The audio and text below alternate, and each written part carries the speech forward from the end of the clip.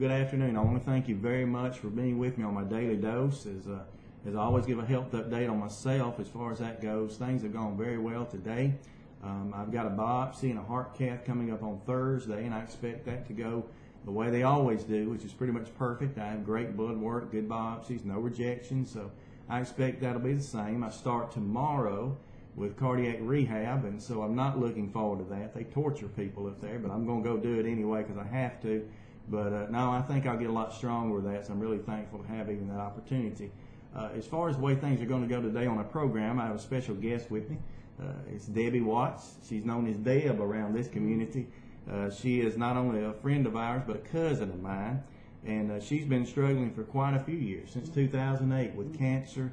And so she's going to tell us a little bit about that. And of course, I'll ask you some questions as we go, and you answer them any way you want to. There's no right, no wrong. But to start with, tell me about the type of cancer that you have, and maybe what the diagnosis was in the beginning, and what they thought as far as your prognosis, your lifespan for that. The cancer I have is a rare cancer. It's leiomyosarcoma. It grows in your muscles, not in your bones or the breast or prostate or colon. It's in the muscles. It's very hard to treat. When I was first diagnosed, they did surgery, took the mass out, all the area, and said it was fine. I should not have any problems. I went back to work after 6 weeks, worked, and had a clean PET scan December of 2009. Went back in March of 2010, and my cancer was back all in my abdomen. And my doctor come in, he hugged me and he said, Deb, I'm sorry to tell you, but your cancer's back, and this time it's not operable and it's not curable. Well, I was devastated. There I had been 18 months thinking that everything was going to be perfect. My life was going to be just like, I was going to grow old and watch my grandchildren grow up, and then all of a sudden you're hit with that. And where do you turn? What do you do? The first thing you do is you turn to God. Yeah. And you ask for God's help. We went to a sarcoma doctor, my husband and I, Jack, went to a sarcoma specialist at UAB, and he said that with the type of cancer I had, that he couldn't promise me 6 months, a year, 5 years, or 10 years, that it was a day-by-day struggle. No chemo was worked on this type of cancer.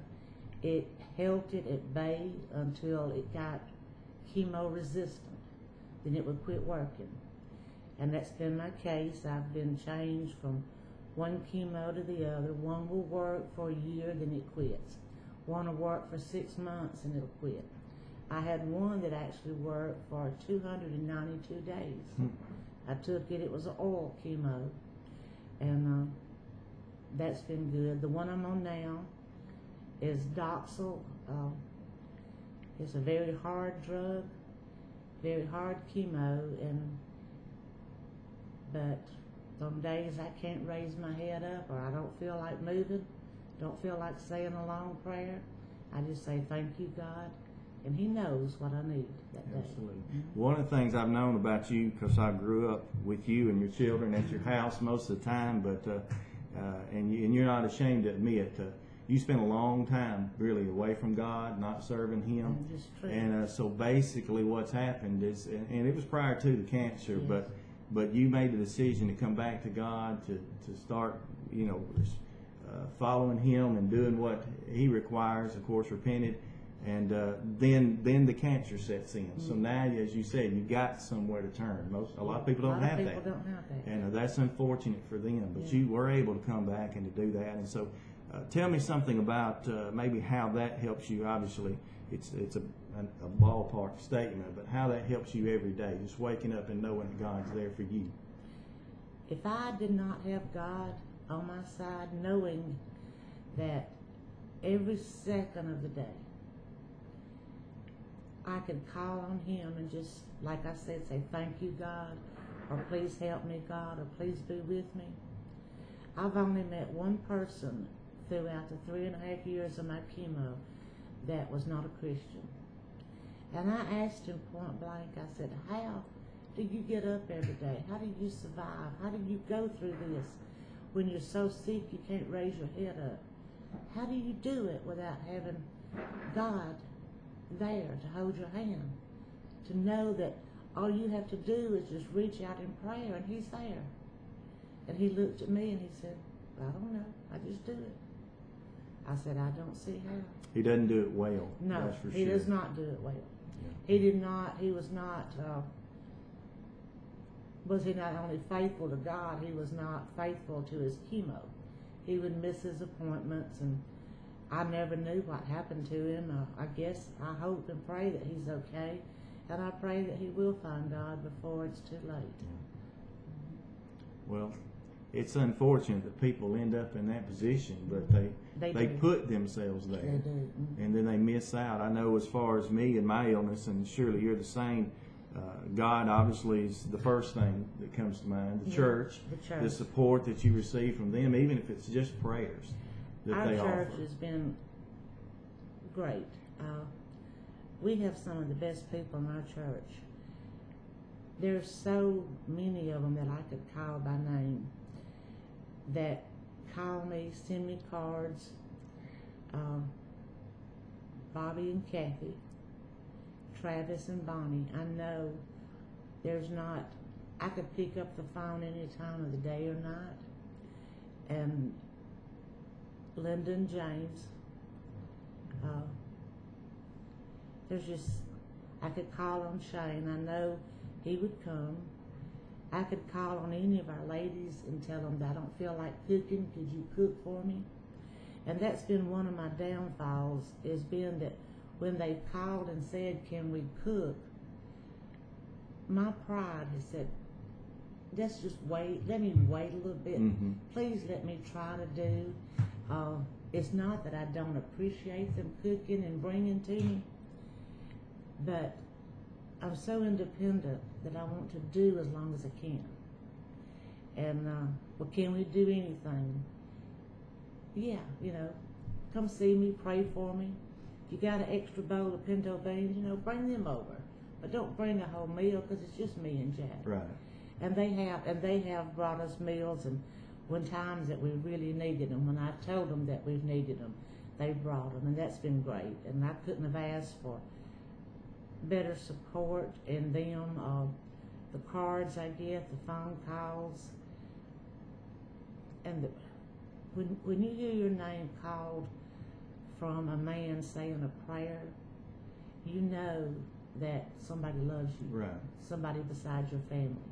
And that's one thing about our church family, is that time after time, and one thing we're lucky about is we have our church service broadcast over the internet.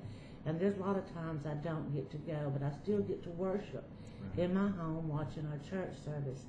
And when they call my name, I'm so proud to hear that, because I know that they really are thinking of me and love me and want me to beat this cancer. Yeah. So, yeah, I'm proud of my church and my family, proud of my children, and I couldn't have made it without my rock. That's my husband, Jack. He's something else. He spent a lot of years just sticking in there and going along and helping. Yeah, he has. And he's not been without his troubles, knees and back and everything else has broke out. And heart, yeah. He scared us with some problems with his heart earlier this spring. One Sunday afternoon he got sick, and I really thought he was having a heart attack. I thought he was dying on me. Our youngest son, Mark, I called him because he lives closest, and he come and he throwed his daddy in the car and just left me standing there. Didn't even give me time to get in the car, and I called our oldest son, Jeremy, and asked him to come and get me. And he took me to the hospital, and they made me put on a mask because of the germs. And with cancer, with chemo, your immunity gets so low. If you get the least bit sick, it's almost life-threatening. Right. And so they put me on a mask, and they let me stay until they were going to put him in the hospital. Then one of the kids took me home, and then of course, our daughter Lisa comes home and she handles it. What the boys don't handle, Lisa comes in and she takes care of it. She's the superhero She at is, the end of things. Yeah, she's the oldest, and she takes care of everybody. So. Yeah, and that's the thing. Backing up about the church, not just God that matters so much. Is right now, His people, the church helps a lot, and then especially when children are children and they have jobs and they have children of their own and wives and things to take care of, and so there's always a gap to fill. There and is. So they work together and get that's that what done. has been great. I've had ladies to, they'll come and stay with me if I get sick, or they'll come by and check on me, and they'll call me and tell me they're coming, or they just open the front door and come in because they know just to come in and holler for me. And a lot of times I'm not able to get up out of the bed, and they'll just come sit in there in the rocking chair and talk to me, or just sit there and watch TV while I lay there and just lay there. That's all you can do is just lay there some days. Well, I know most of those ladies, so I know how they are. They are special characters, and if you do get hungry, their pinto beans are not bad. So no, and their fried chicken and, that's right. And macaroni and cheese. That's a profession of the church, fried chicken and macaroni and cheese. We got some good ladies in our church.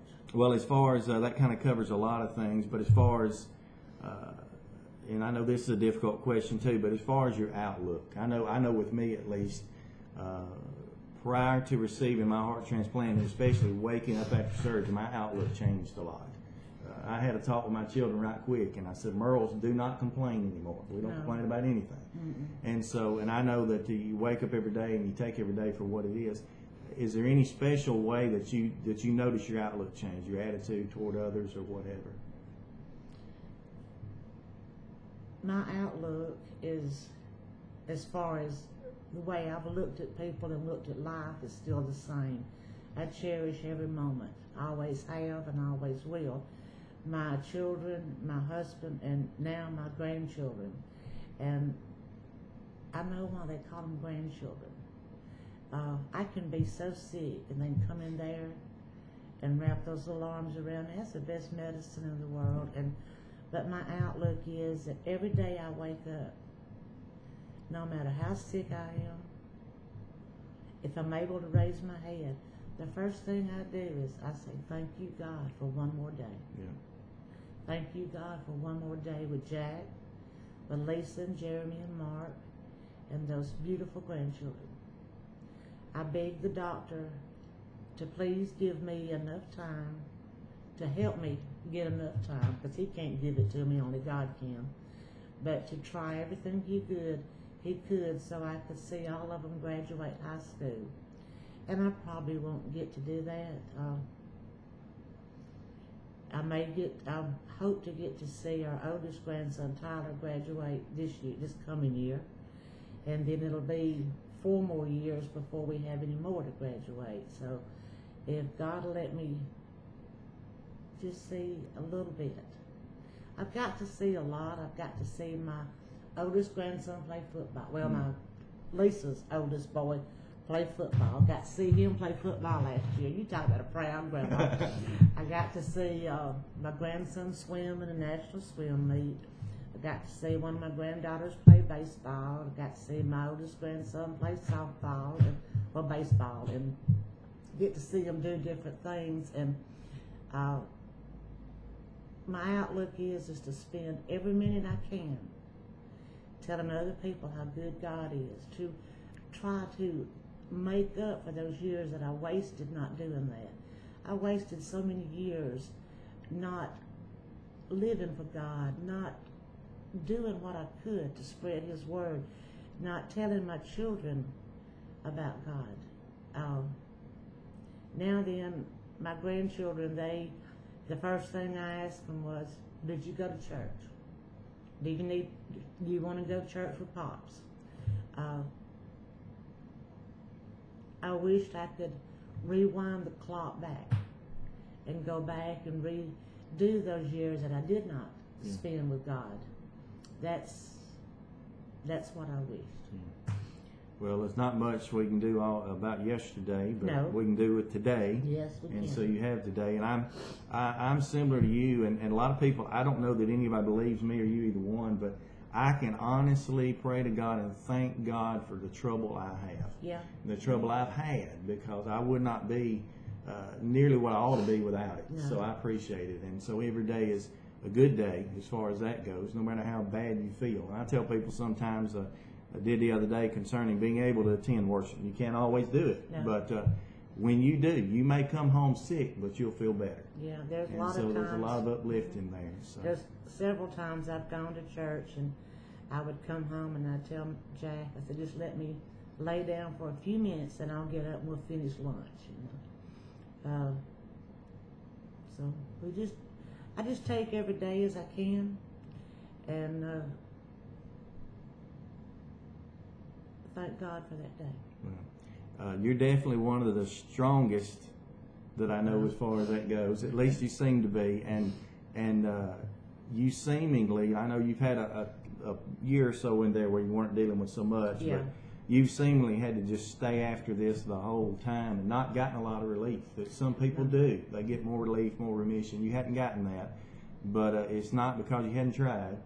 If I ever come off of chemo, the doctor told me I would not live 6 months. Yeah. It would be so rampant in its growth that, because I asked him one time, I was so sick from chemo, I said, if I just quit now, how long would I have? He said 6 months to a year. I said, go ahead and give it to me. For the grandkids and stuff. For the I know how it grandkids. goes. Mhm. Well, this morning when I contacted United, I wasn't trying to wake anybody up, but I was awake. I wake up. I'm not in your kind of pain, but I wake up in pain and can't get comfortable, so I'm up for a couple of hours till the medicines kick back in. So I did message you this morning on Facebook, and you responded. But you mentioned a verse. I mentioned the verse there. I've written it down here. 56:3. Psalm 56:3. Tell us what that has to do with your outlook, for What sure. time I am afraid, I will trust in thee. When I sat there in that doctor's office that Tuesday afternoon, I was by myself because didn't see no sense in Jack taking off. It'd been good. Dr. Beck, I'd been seeing him for 2 years almost, and he knew me, his staff knew me. You know, I was going in there just to say, well, you're clean again, we'll see you in 6 more months. And when he told me that, I was so afraid.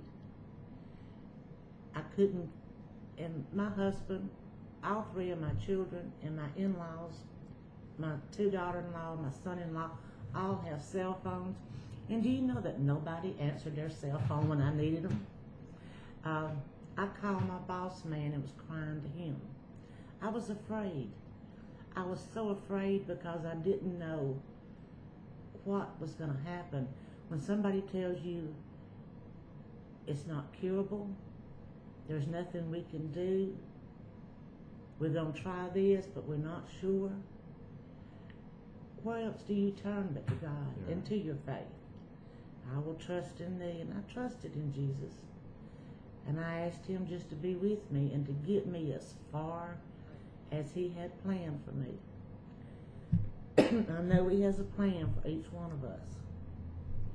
And I know that whatever he wants me to do is what he'll have me to do. And I feel like that without faith, without my trust in him, that I wouldn't have made it this far. And I think, like I was talking to you earlier, I think about faith and trust. In Luke 8, as I was telling you, the disciples were with Jesus. They was out on a ship, boat, whatever what they called them back in those days. And they had been with Jesus. They had seen him perform miracles and heard him speak. And a big wind come up, and they were scared. Now there was Jesus on board with them, knowing that he would take care of them. But they ran to him and woke him up to tell him they were scared. I don't have Jesus like you and I are sitting here. I've never seen him face to face. I've never talked to him. But I know if I call his name, he's going to listen. That's right. He's going to have I've got faith and trust in Him to know that He's listening. So whatever happens, I know it's His plan, and I trust Him. If I live 6 hours, 6 minutes, or 6 years. Yeah. I'm convinced you can fight it on out, but I'm you know, try. and I know you will. And I just appreciate you. It takes a lot of courage. You were nervous. I understand. I was nervous to do this with you, but it takes a lot of courage, and you're going to help a lot of people. I hope so. There's a lot of people out there struggling with similar situations that if they don't need anything else, the thing they need is to be told where to go. Yeah. And you tell them where to go. They go to God, and they get the strength, they get the courage that they need. So I appreciate that. This program I'm going to kind of entitle, of course, this is the Daily Dose, and I'm going to entitle it that way, but this will kind of be called Fighters for Fridays. So this won't be on till Friday, but we'll put it on Friday, Lord willing, and see how it goes. And I got a lot of great response out of these programs, so I'm sure that'll continue to be the case. But I thank you for being with me, and so keep Deb Watts in your prayers. She needs it and she knows it, and that's what matters the most. And so just thank you very much. And again, this has been your Daily Dose, and I hope that some way you've been encouraged.